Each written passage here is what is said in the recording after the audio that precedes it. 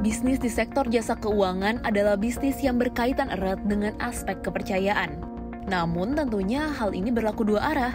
Baik perusahaan yang memperoleh data pribadi nasabahnya dan memberikan dana, hingga nasabah yang memperoleh fasilitas kredit atau pembiayaan, juga sepatutnya mematuhi aturan yang ada. Bisa dipercaya, tidak memanipulasi data apalagi dokumen terkait jaminan, dan tentunya ingat dengan kewajiban untuk membayar utang tepat waktu. Namun sayangnya, dalam bisnis sektor keuangan yang menjadi pusat perputaran uang ini, tak jarang terjadi praktik-praktik seperti double financing atau double pledging alias pembiayaan ganda. Pembiayaan ganda ini membuat seseorang mendapatkan fasilitas pendanaan atau kredit lebih dari satu perusahaan multi-finance atau bank, dengan menggunakan aset jaminan atau anggunan yang sama. Praktik ini tentunya ilegal dan dapat merugikan perusahaan multi-finance ataupun perbankan. Namun fenomena ini sempat ramai dulu di perbankan, baik bank umum hingga Bank Perekonomian Rakyat atau BPR, maupun di perusahaan multi-finance.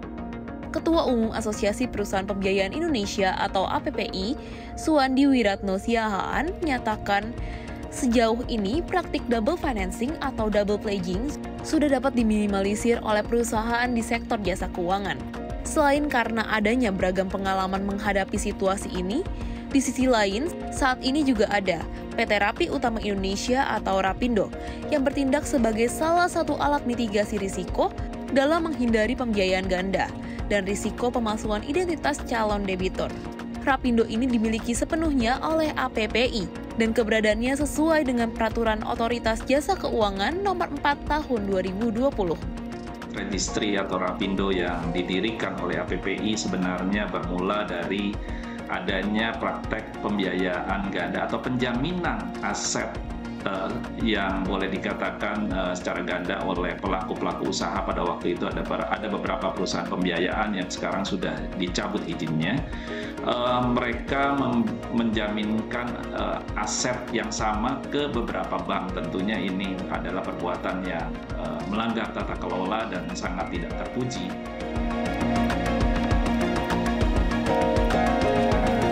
Suwandi menegaskan, anggota Rapindo tidak hanya terbatas untuk perusahaan multi-finance.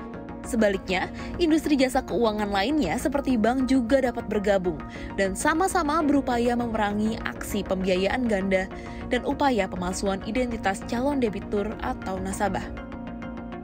Di mana salah satunya dapat ditempuh dengan aset registry berupa pencatatan nomor rangka dan mesin untuk setiap kendaraan yang dibiayai ataupun dijaminkan untuk pengajuan fasilitas pembiayaan, dan juga untuk memperoleh fasilitas kredit. Usaha berkomitmen melakukan pendaftaran nomor rangka, nomor mesin kalau untuk kendaraan ya, karena kendaraan DNA-nya apa sih? Ya tentu nomor rangka, nomor mesin, motor, mobil. Kalau alat berat, nomor serial engine-nya, mesin-mesin juga demikian, tanah bangunan, nomor sertifikat. Kita daftarkan semuanya ke Rapindo dan di Rapindo nanti diadministrasikan. Nah, untuk apa? Untuk kebersamaan kita. Kami tidak meminta data debitur, alamatnya, namanya, tanggal lahirnya. Kami tidak meminta KTP apapun juga, karena ini adalah kerahasiaan data pribadi. Tapi DNA daripada jaminan kita, motor mobil ada di nomor rangka nomor mesin, karena setiap kendaraan hanya satu nomor rangka nomor mesin kepada kendaraan tersebut. Nah, manakala ini sudah kita secara bersama kita daftarkan dan kita bisa menggunakan data ini sebagai alat untuk monitoring, pengecekan adanya aplikasi baru masuk, kita cek dulu, ini mobil ini sudah dalam pembiayaan belum? Sudah dibiayai belum oleh perusahaan pembiaya? Kalau sudah, berarti ini adalah dokumen palsu yang masuk atau apapun bisa terjadi dan bisa saling dilakukan pengecekan antar perusahaan pembiayaan atau dengan perbankan juga sendiri. Suwandi mengakui, hingga kini pelaku di industri jasa keuangan tetap perlu mengantisipasi berbagai modus atau praktik ilegal yang dapat merugikan. Misalnya saja, praktik double financing atau double pledging yang tidak selalu menjadi modus nasabah. Karena tak jarang diakui Suwandi, praktik nakal justru bisa dilakukan oleh pihak dealer yang menjaminkan kembali buku kendaraan bermotor atau BPKB. Pembiayaan ganda bukan hanya terjadi misalnya dari pelaku usaha pembiayaan menjaminkan asetnya kepada perbankan, tetapi bisa juga dimulai dari dealer, yang dimana dealer misalnya memberikan aplikasi, ada yang pembeli yang ingin membeli kendaraan barunya secara kredit, tapi secara security BPKB-nya sendiri belum secara serta-merta bisa diserahkan kepada kami dengan hanya surat pernyataan bahwa dalam 3-6 bulan ke depan baru akan diserahkan BPKB-nya. Nah, semasa tenggang waktu 3-6 bulan yang dimana dealer sendiri misalnya sebenarnya sudah bisa mendapatkan BPKB-nya lebih cepat dari 3 atau 6 bulan, tidak diserahkan kepada perusahaan pembiayaan, bisa juga BPKB tersebut misalnya dijaminkan oleh dealer tersebut sehingga terjadi pembiayaan ganda mulainya dari dealer. Misalnya ada 2 debitur tapi kendaraannya misalnya hanya 1.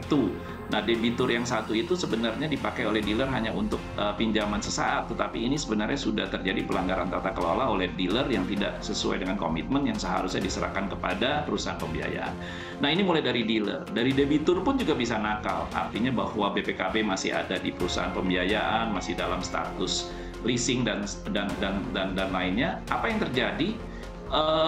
Sang debitur misalnya, si debitur tersebut misalnya mau melaporkan hilang ya ke Samsat. Perusahaan pembiayaan lupa memblokir BPKB-nya sehingga lahirlah BPKB baru. Nah, ini bisa saja satu mobil punya 2 BPKB. Ya, terlepas dengan sempat maraknya double financing atau double pledging di sektor jasa keuangan pada beberapa tahun lalu, tentunya harapan kini para bankir dan pengelola perusahaan multi-finance sudah jauh lebih sigap untuk mengantisipasi berbagai potensi resiko dari modus-modus tindakan penipuan terkait ekonomi ini.